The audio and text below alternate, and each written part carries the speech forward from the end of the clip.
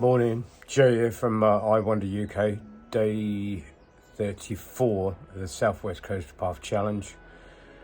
I'm in Polperro. Decided to change it up yesterday. Got soaked yesterday afternoon, so I snuck into this little shelter and spent the night here. As you can see, I'm still in bed on the bottom half because I'm keeping my legs warm.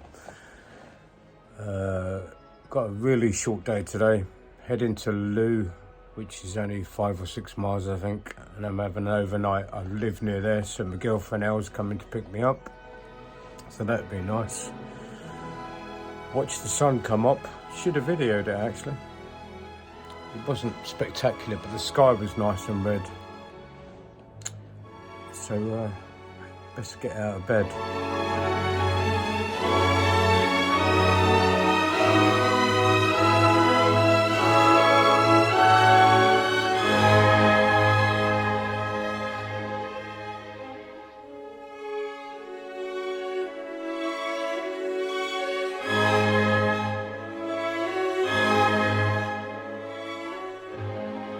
There was a bit of a frost this morning, as you can see on the roof, just on the orange tiles running down.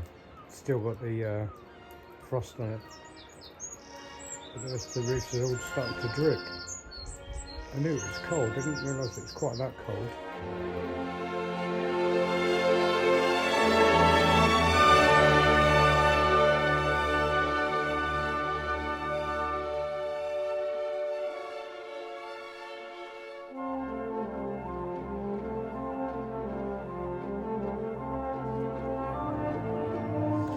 Even though I was up at 6 and awake most of the night just looking at the stars and the lighthouses flashing out on the sea, I decided to just sit here for a while because I'm out of the wind and the cold. Even though it's a beautiful sunny day, just around the corner 50 minutes away you can feel the cold. The wind's dropped now, but the sun has actually dried my shirt out and stuff, so I thought it was worth waiting a little bit longer before I started. Like I say, today is day 34. And all I'm doing today is walking to Looe. I've split one day into two basically, so I've got like a half day today. I'll get home tonight, hopefully have a roast dinner, and then a half day tomorrow. It's a little bit later now, it's about 8:45, which is a late start, but I'm gonna get going. That's where I was last night. Oh, where the rucksack is. Have a little look through Polperro as we're going down. I did put some pictures up on the last one, but I'll take some more this morning and we'll get going.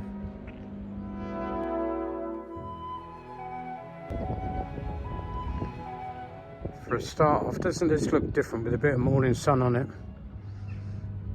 We've got a drop down right down to the harbour and then knit a wave through and about out up there and along that headland there. So let's go and do it. I love the way these little fishing villages sort of all knitted together and like little tiny passageways through. Just makes it feel old. Well, it is old, obviously original. Coming down these like granite and slate steps. Walk it down through. You can just see sort of almost getting lost through this, but once you know them, all the little shortcuts you could take. And just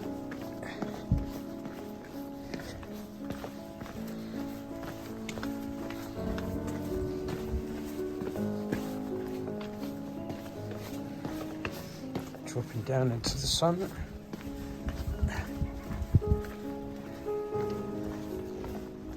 See, and the little harbour.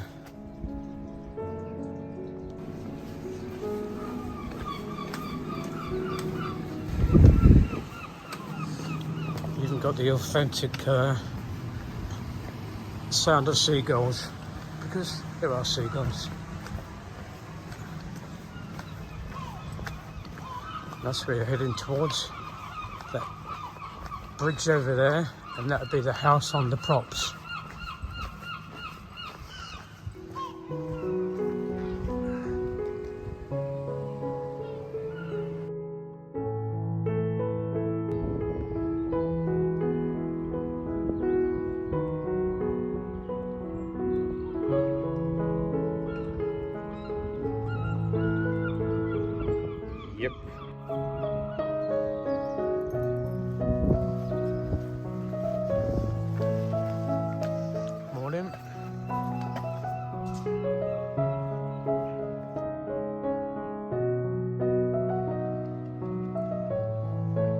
past the resident seagull over this bridge.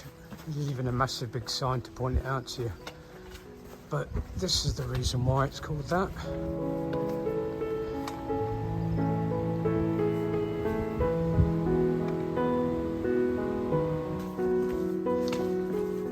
So right after the house on the property, you come through these little narrow lanes. Like I say, this is what I love about these little fishing villages.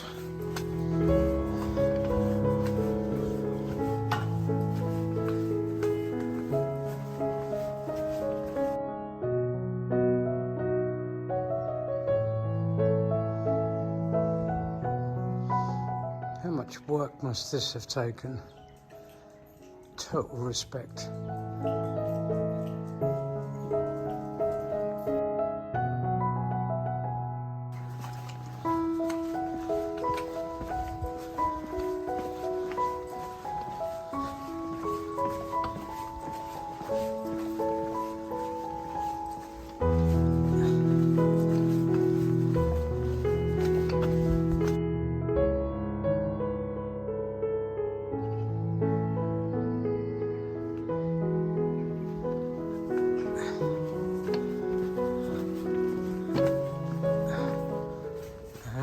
We start to go up, to get out from the harbour and out and go and find the coastal path.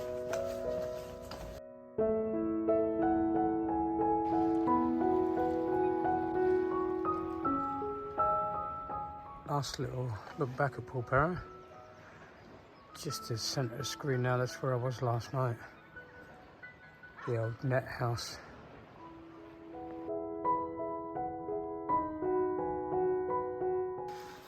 We're off this way, going up into the sun, which is just walking through those houses. You can notice the difference between being in the sun and being in the shade. Even though there's no wind today, the air is still cold. The sun is warming it up though.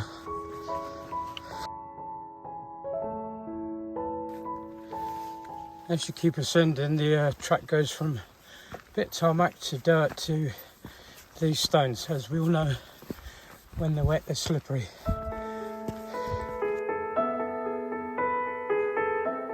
After you climb up the little rocky bit, you take it's like a fork. Take the right one underneath this little arch. And then it looks like it opens up. Because up to now you've, oh yes, definitely. Yeah.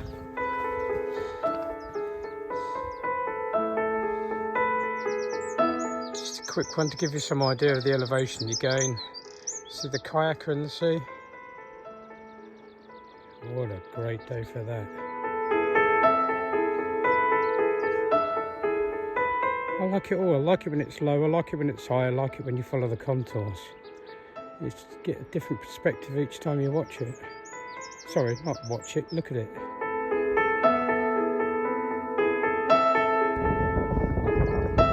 After you start coming down to a down end point, you see the memorial for the First World War.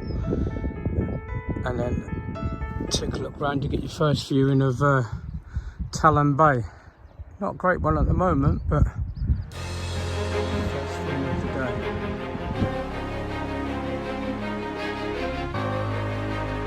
Literally 5 minutes easy walking downhill, over rocks but easy rocks, past the memorial. Talon Bay opens up a little bit and it looks glorious today. You wouldn't believe the wind and the grey sky we had yesterday. I was just wondering, not walking, wondering like in my head. And I was thinking, I'm glad I made the call last night at the shelter. I wasn't sure because it was open to the seaway. But fortunately enough, the wind had stayed behind it all last night. Well, I've walked past a couple of bits where I thought I'd be able to camp that I'd pinpointed on my research beforehand. To be honest with you, they wouldn't have been much good. Admittedly, I didn't get much sleep last night, but I laid down and my body was rested, so bonus. It was literally nowhere from here, from Looe to Talon Bay so far, where I could see where you could wild camp. Literally, maybe if you had a bivvy bag, you might just be able to slide yourself to one side, but with a tent, there's no way. So, good call in hindsight, which is a wonderful thing. As walking goes, this couldn't get any easier.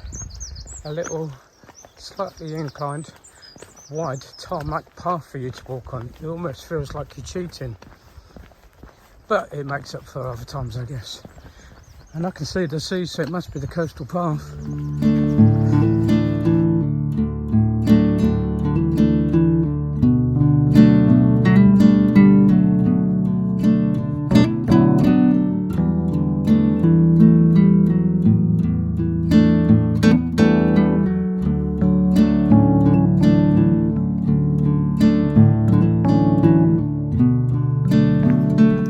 Over the next headland and get your first look at St George's Island, or Looe Island, I think the most of the locals call it. And I think ahead, centre of screen now, we get a first sighting of Looe. But yeah, looks a little bit like it. Another cloud formation.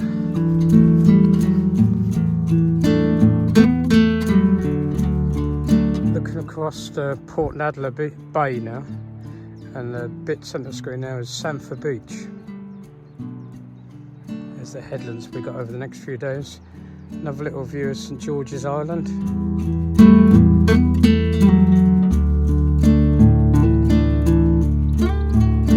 The trip out from Polperro to Looe is a little bit up and down, but nothing like we saw yesterday.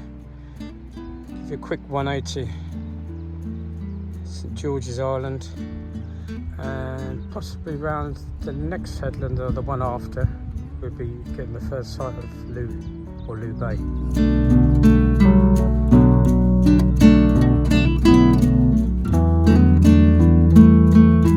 Just walked through like a bit of pasture land, like grass. It touched on the edge of these houses. See St George Island, and this odd beach. And this will be the start of West Looe. Looking back to St George Island, this is Hannafore, which as you can tell is a lot quieter. You get to Looe Bay, it'll be really busy. It's busy most times of the year. But there's West Looe, centre screen, and then weirdly enough East Looe just on the other side. I'll show you some more as we get closer, but this is ideal for playing around when your kids are little rock pools, etc. I've got fond memories, not of here, but other places.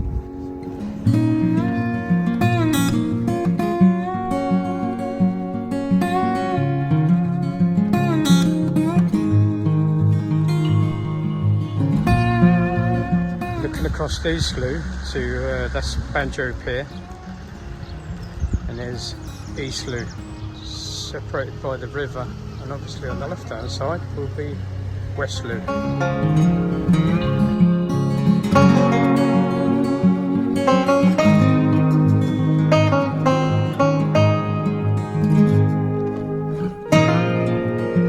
Nelson the Seal used to be a resident here.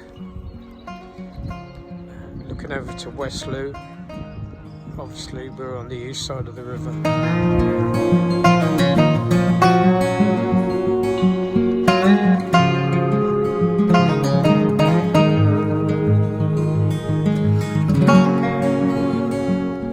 Down towards Seven Arches, the bridge we need to go across. Fortunate enough today, I've got a little helper who's carrying my sticks for me. Elle. Hello. Hello. My girlfriend / support worker.